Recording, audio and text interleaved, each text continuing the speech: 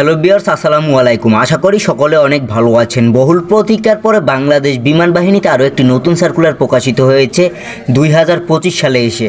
সার্কুলারটির নং হচ্ছে এনটি নং 53।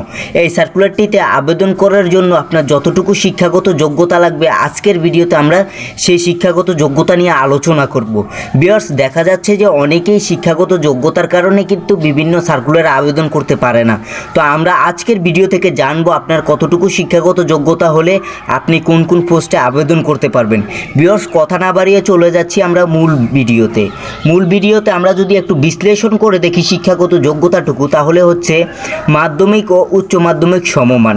এটি হচ্ছে জিডিপির ক্ষেত্রে উভয় পরীক্ষায় বিজ্ঞান শাখায় ন্যূনতম জিপিএ 4.50 এবং পদার্থ ও গণিতে ন্যূনতম লেটার গ্রেড এ থাকলে কিন্তু আপনি জিডিপিতে আবেদন করতে পারবেন। এবং ইঞ্জিনিয়ারিং এই শাখাটিতে উভয় পরীক্ষায় বিজ্ঞান শাখায় চতুর্থ বিষয় ব্যতীত ন্যূনতম জিপিএ 4.50 এবং পদার্থ রসায়ন ও গণিতে ন্যূনতম লেটার গ্রেড এ থাকলে কিন্তু আপনি ইঞ্জিনিয়ারিং শাখাটিতে আবেদন করতে পারবেন। ভিউয়ার্স, আমরা যদি পরের পদটি দেখি, এটিসি এডিডব্লিউসি, এই দুটি পদে আপনি যদি আবেদন করতে চান তাহলে উভয় পরীক্ষায় বিজ্ঞান শাখায় ন্যূনতম জিপিএ 4.50 এবং পদার্থ ও গণিতে ন্যূনতম লেটার গ্রেড এ থাকলে কিন্তু আপনি আবেদন করতে পারবেন। তবে এখানে জিসিই ও এবং এ লেভেলের পদার্থ ও গণিত সহ কমপক্ষে 5টি বিষয়ে ন্যূনতম লেটার গ্রেড বি এবং এ লেভেলে পদার্থ ও গণিতে ন্যূনতম লেটার গ্রেড বি থাকলে কিন্তু আপনি আবেদন করতে পারবেন।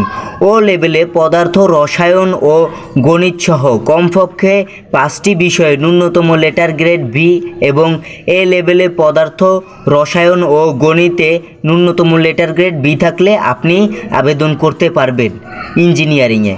ও লেভেলের পদার্থ ও গণিত সহ কমপক্ষে 5টি বিষয়ে ন্যূনতম লেটার গ্রেড বি থাকলে এবং এ লেভেলে পদার্থ ও গণিতে ন্যূনতম লেটার গ্রেড বি থাকলে আপনি এডিসি এডিডব্লিউসি এই পদগুলোতে আপনি আবেদন করতে পারবেন। তো ভিউয়ার্স, এই ছিল আজকের ভিডিও। আর আপনারা পরবর্তীতে জানতে পারবেন যে আসলে এই সার্কুলারটিতে আবেদন করার জন্য আপনার হাইট, ওয়েট এবং আপনার অন্যান্য যে যোগ্যতাগুলো চাওয়া হয়েছে সেগুলো কী কী লাগবে।